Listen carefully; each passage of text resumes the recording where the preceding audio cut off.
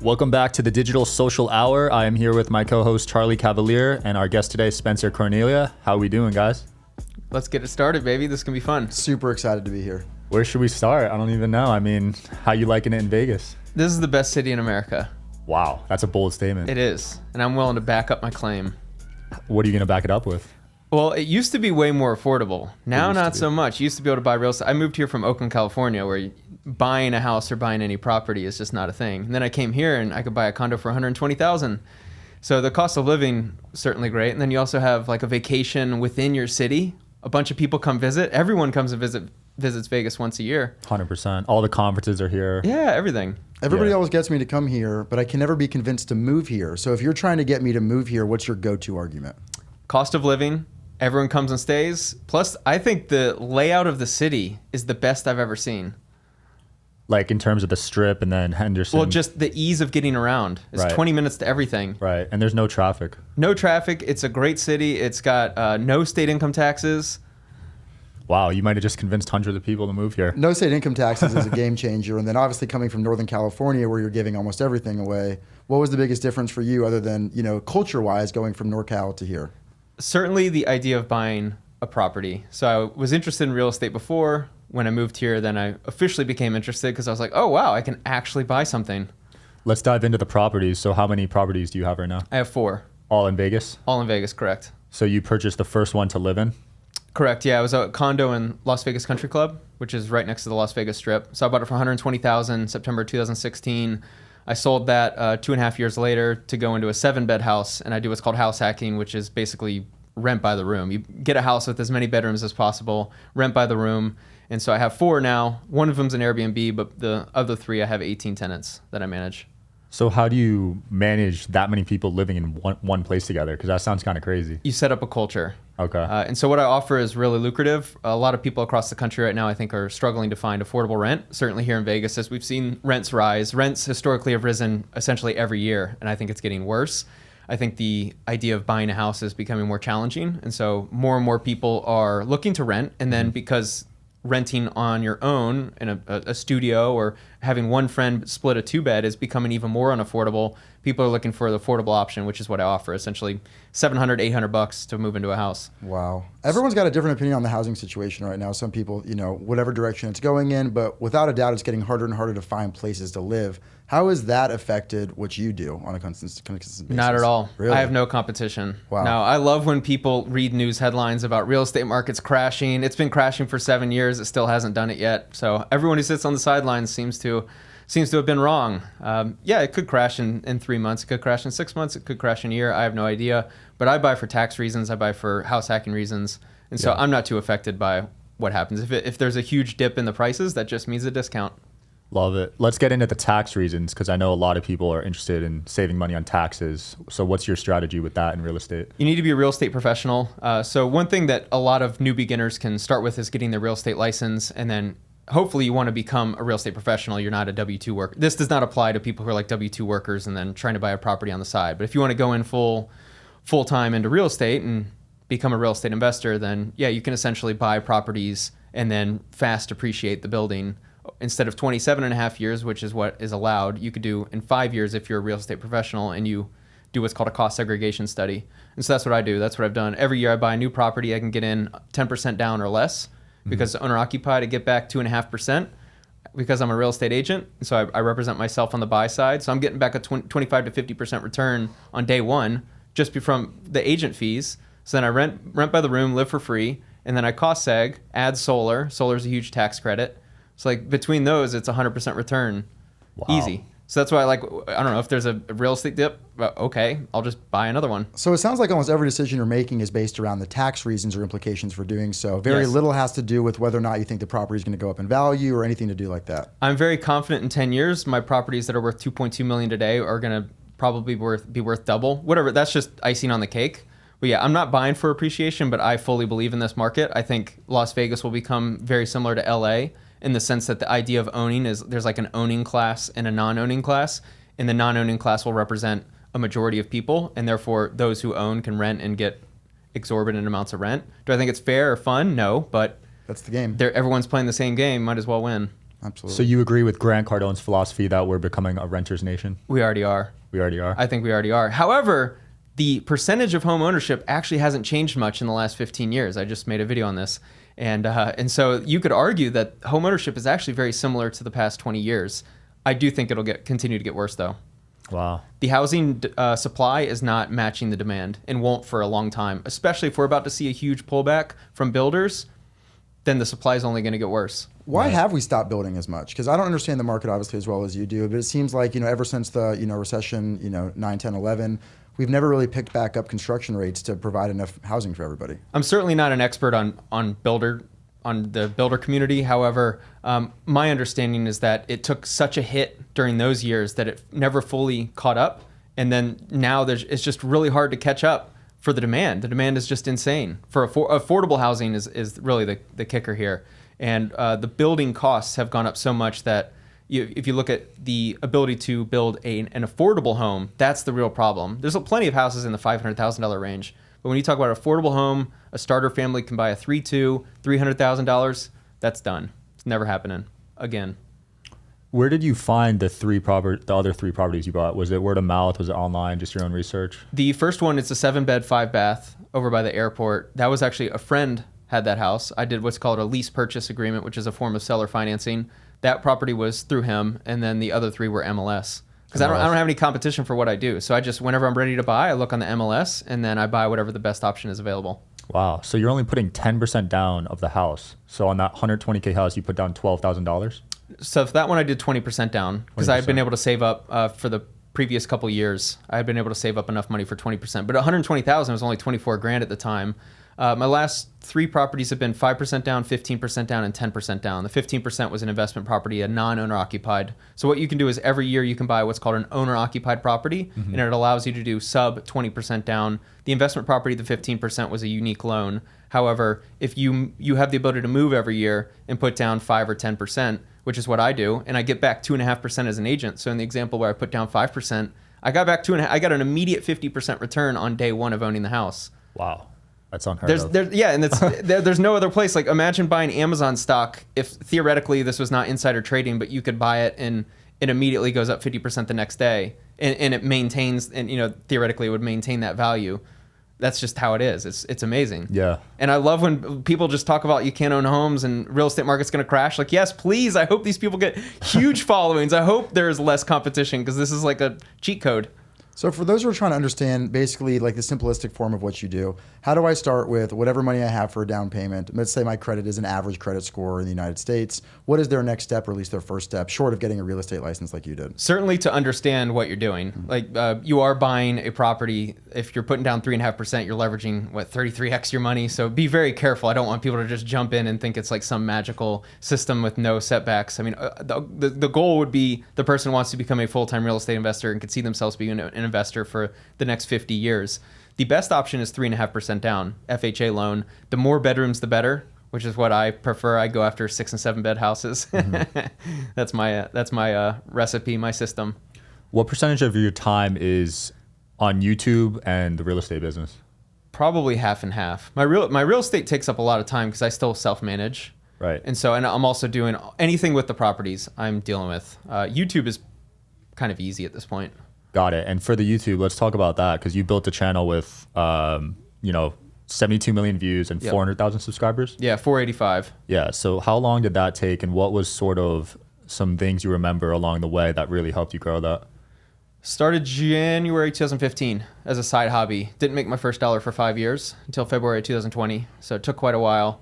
I realized that the most important element of YouTube is making videos for an audience as opposed to making the videos you want to make. I think that's a separation that's really important. A lot of beginning YouTubers haven't figured that out, where they're like, I want to make videos about my life because I'm so interesting, or what I eat is really interesting, but you don't realize that like no one really cares. Right. Yeah, So like the certainly, vlogs. Yeah. And you really have to understand the niches and the trends. and how to pivot with the trends. That's very important. And you go in hard on people on YouTube. Like, it is I have. thoroughly enjoyable to watch. Is there any sort of hesitancy before you put out a video, maybe I shouldn't say this, maybe I shouldn't go at this person so ridiculously or hard? Absolutely. Or Yeah, absolutely. That's something that is on your mind. I also want to be very fair to the subjects of the videos. I never want to say something that isn't validated, or if I have a source that isn't like, hey, is this true? Like, can I see some proof that if I'm going to call this guy a scumbag publicly, can I see some proof that it's accurate? Right. Yeah, I've noticed you've calling certain people out, and then the next video you'll have them on to get their story. Absolutely. That's a great video. I love that part of YouTube, which is like, yo, I don't believe this guy, but if you're willing to come on and actually confront like my claims, and I think that is how we should act in a society, is like, if I don't believe you, I'll say it. I don't believe you for X, Y, and Z reasons, but I also want to give you a chance to speak. And I think that's missing in a lot of conversation, is I might not agree with you. Maybe you lie to my face and it's all BS, but I at least give you the opportunity. If I call you out publicly, at least give you the opportunity to say your side of the story and then let the audience decide. Right. Yeah, I love that. Let's talk about sort of the darker side of that, when people don't want to come on and they want to take it to the courthouse. Sure. I saw you were dealing with a lawsuit the past 2 years. What has that process been like? I was served June of 2021. So we're now at a year and a half. Worst experience of my life. Crazy. Yeah, lawsuits are pretty wild in here in America. It is a system that very much favors the wealthy, very much favors large corporations, and has no protections for the small man. I consider myself a small man, and I'm insanely fortunate to be able to afford my legal fees. In April 17th, 2020, I lost my job, furloughed from COVID. I was making $45,000 a year at the time. Fast forward to June of 2021. So not even a year and a half later, I was sued. And in the following 20 months or however long, I've been out of pocket $240,000. Wow. And for a guy who made, last year I made $170,000 from AdSense. AdSense is the money that is you make from the ads that play on your YouTube videos. So theoretically, if I did no other monetization, I spent $270,000 last year making content and made $170 from AdSense. Wow. So to give you an idea of like how damaging this has been, it's been a massive setback. It's cost me a significant amount of money, and it's kind of the unfortunate side of this world of, I don't like the word exposing, but kind of bringing to light some business practices that I find unethical. Exposing is a good word to use, because you do provide an unbiased opinion. You give people a chance to speak up for themselves. Why do you think people ever don't want to do that? To me, it seems indicative of them not wanting to actually be called out again and proven incorrect. For sure. You're speaking about the subjects of the videos. Yeah, because they have something to hide. I mean, I would love to interview everyone. However, I think a lot of people, when they get caught, and a lot of it is, a lot of what I go after is not necessarily like, nothing's personal. It's not like, I found you cheating on your girlfriend. It's nothing about that. It's like, here's marketing pieces that I don't agree with, or here's proof that you might not have the expertise that you claim to have. If you can't prove me wrong, you probably don't want to bring more attention to it. Right. Yeah, I'm sorry to hear about that lawsuit. I truly believe, though, in business, once you get to a certain level, they're almost unavoidable. Seems that way, especially here in America, because of how prevalent it is. Exactly, because I talked to so many 8, 9, 7-figure entrepreneurs, and they're all dealing with it. And I remember my first one, I was a wreck. Couldn't even leave my house. It's emotionally damaging to an effect that you can't. And guys struggle to talk about this. It's like emotionally damaging, but it's incredibly stressful. I just got my legal bill literally on the way here for last month, and it's like, oh yeah, I spent. So last month I'll probably make about $4,000 in AdSense because my views are down and the AdSense is really bad in January. So my legal bill was $12,000 and I made $4,000. Oh, jeez. Fun. Yeah, last year was the highest I paid in legal fees. Probably you too. Yeah, and so this has to be probably your first encounter with having somebody basically try to sue you into submission. And what would you say to everyone out there who's making content similar to what you're doing and doesn't have the ability to pay those legal fees? Media insurance was my biggest mistake. Media insurance and raising money. When I first was sued, I figured $50,000 seems insane. I'll pay.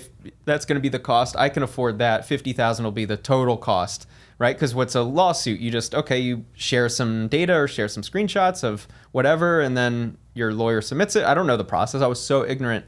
Here I am 20 months later. I thought it'd be 3 months and $50,000. Here I am 20 months later. It'll be $250,000. It's so insane. Gosh. But yeah, media insurance would have protected me. That was the biggest mistake. Unfortunately, I couldn't really afford it at the time because I was under the impression it was a big, maybe like a $10,000 payment up front. I don't know I never spoke to anyone about that, but that was my impression. And so and then my next biggest mistake was not raising money, raising awareness for it.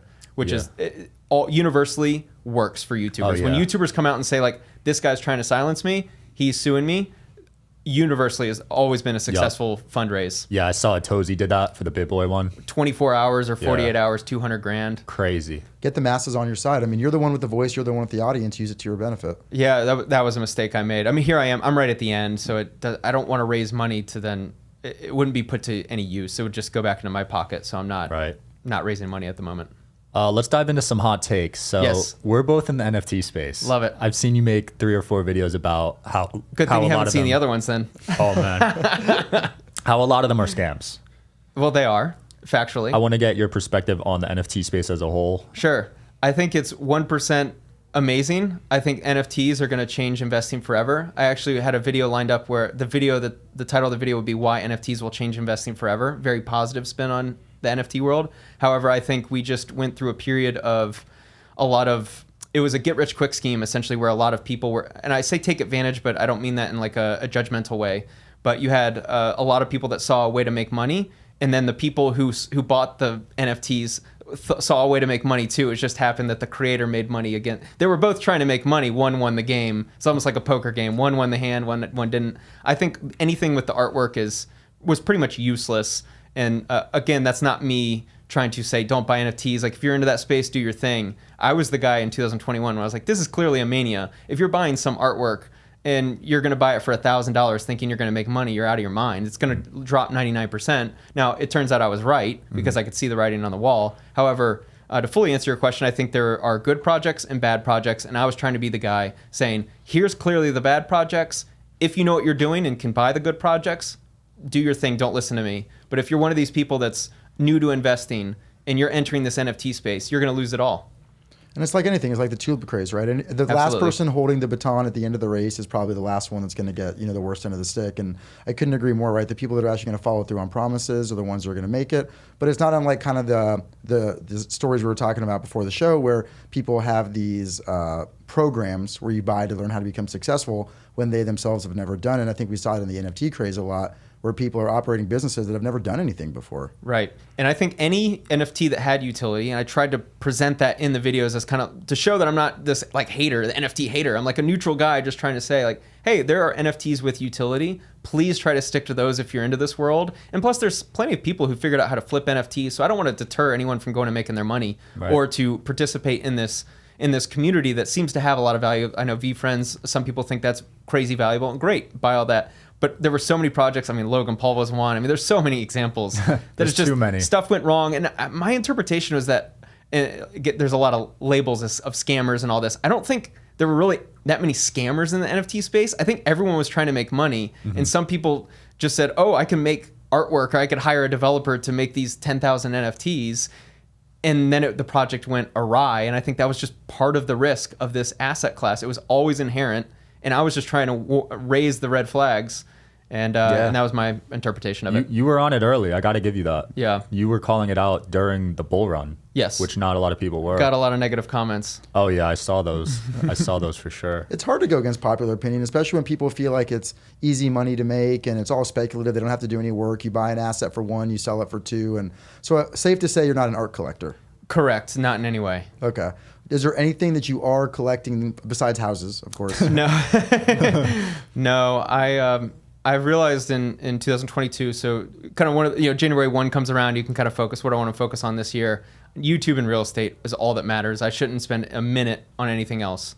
So no, nothing else other than that. What's your plan to grow YouTube? And then we'll get into the real estate plan as well afterwards. The main YouTube channel, I'm trying to pivot into more documentary style. And so I don't know what that looks like. I've noticed a lot of channels have gone into like the faceless, big documentary styles, which I think I can stick to my niche. I haven't figured out exactly how to build a team around that. Right. The unfortunate nature of the lawsuit is I've been strapped. It's almost like having both your hands behind your back. Like I haven't been able to invest in my channel like I had hoped because it's investing in my And my legal bills. Legal fees, yeah. So kind of like the Jake Tran approach. I would love to do videos similar to that, although Yeah. my audience seems to very much dislike him. So He's getting some hate. he got a lot of hate. But yes, that style where you can stick to my genre, but also make it more, I think it's more scalable, that model.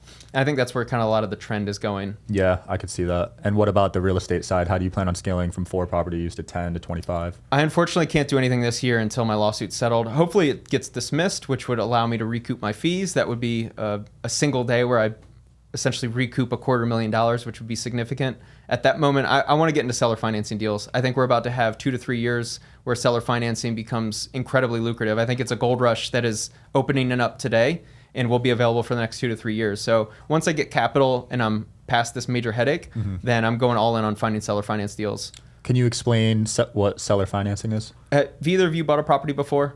Or No. are you familiar with Yes. it? Yeah. So you go to a lender, the lender says you need this qualification and put down 10%, 20%. So that is a traditional lender. That is someone who uses a bank. So a seller finance is essentially getting finance from the seller. So let's say a perfect example is your shirt. I love your outfit.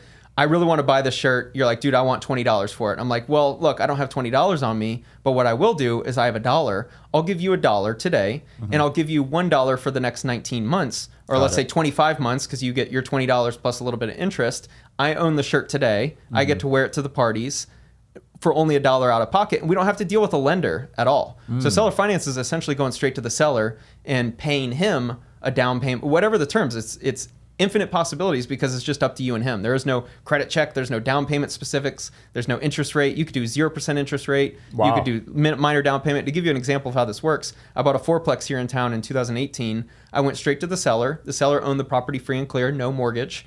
And so therefore, he was able to finance me. So on a $260,000 property, it was worth about $305 the day I bought it, and I did $20,000 down. There's not a single loan program that would allow for an investment property loan of that magnitude. So for $20,000, I got access to a property that cash flowed. It was worth $305. So I bought it for $20,000. I immediately tripled my worth or my equity in the property essentially.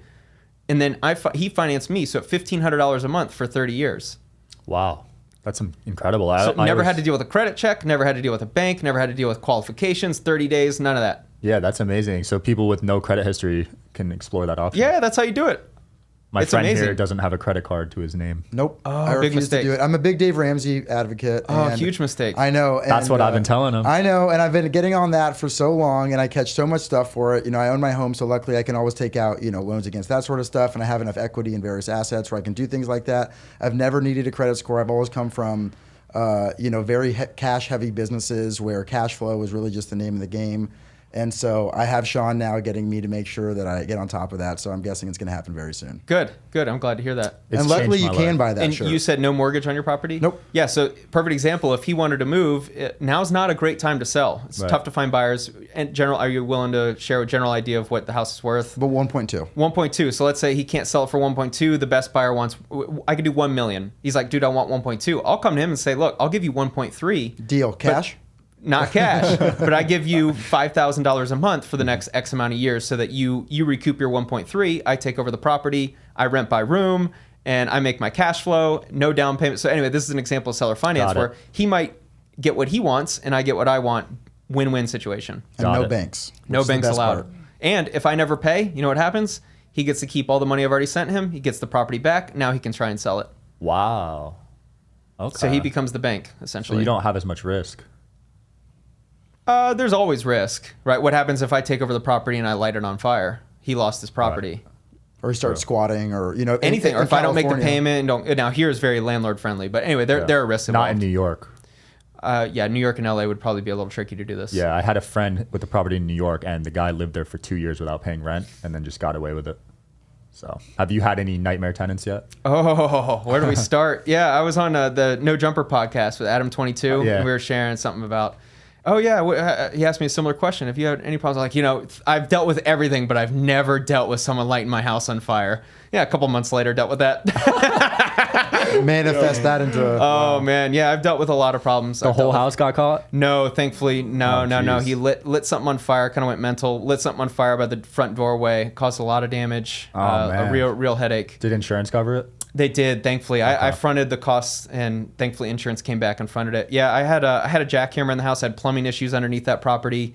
it was a tough day. I'll never forget when I called Pure Plumbing and they came out and they said, "Oh yeah, no, this is the problem. Here's your bill." It was $30,000 at the time. I had just lost all my money flipping houses. I was finally kind of back on my feet, back to no debt, but I had no cash. And then I get hit with a $30,000. This is a 7-bed property, so it was me and 6 others. I was living in the house with everyone, making YouTube videos, and had a jackhammer. I had a video if you want to see. It was like how I bought the best house hack in America or something is the title of the video.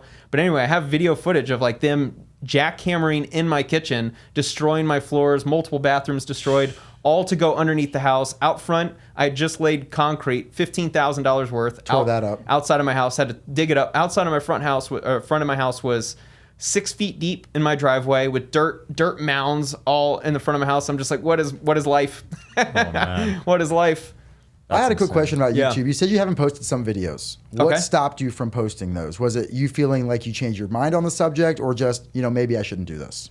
I haven't made a video and not posted it. Really? Is there anything specific that you're referring to? No, I thought maybe I heard you wrong earlier. So every video you've ever made has gone out. Yeah, correct. Wow, that's backing it up. I've had a couple videos that I've taken down when someone reached out and said, "Hey, I think you're wrong," or cease and desist, and I just didn't want to deal with it. At some point, there's just not enough money from AdSense that realistically, if someone threatens a lawsuit and I wouldn't say merit, but you're like, oh, they're rich enough to where if they wanted to just bankrupt me, then you just take the video down. Hey, no problem. It's not a big deal. So there's been like 2 or 3 examples of that. But no, I never really make a video and then have any worry. I'm very, very particular because I write a script for my videos, and then therefore I'm not just riffing and go, oh shoot, I didn't really mean to say that. Like I'm thoroughly researching the video Right. and making sure every word is Do you strategically.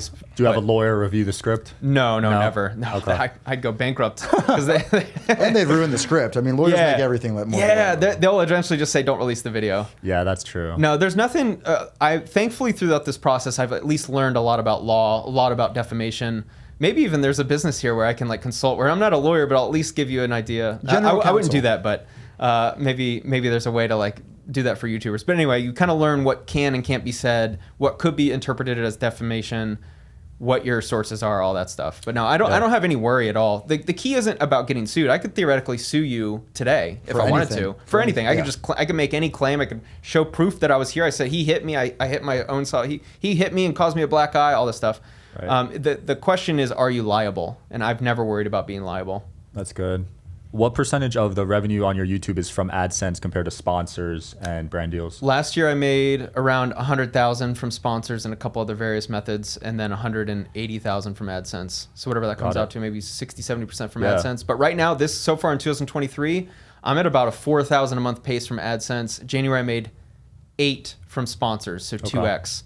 So that would be 67% from sponsors, and I think AdSense can be pretty rough this year. Yeah, brands are going to stop advertising, I think, during the recession. I think so too. For the sponsor side, how are you finding these sponsors? Because I know a lot of content creators and podcast owners that are looking for sponsors. I have an agency, creators agency. They go out and they have relationships with a lot of brands that want to promote within the kind of the financial. I'm not in the financial space, but I'm in the periphery of it. And so they have brands that they're relationships with, and then they bring them to me, and then they take a small cut.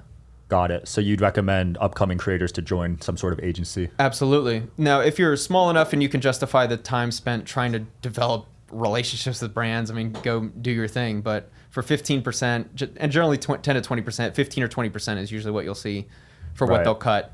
Or their cut of the deal. I think it's totally worth it. Just, hey, they've got a relationship. They'll fight for you. They'll try to get, because they're incentivized to get more as well. Perfect. All right. That was a great episode. Any closing comments? Yeah. I love YouTube and real estate, and I would highly recommend no one getting into the space so that I have no competition. Awesome. Where can people find you also? Spencer Cornelia on YouTube. There we have it, guys. That's it. See you next time.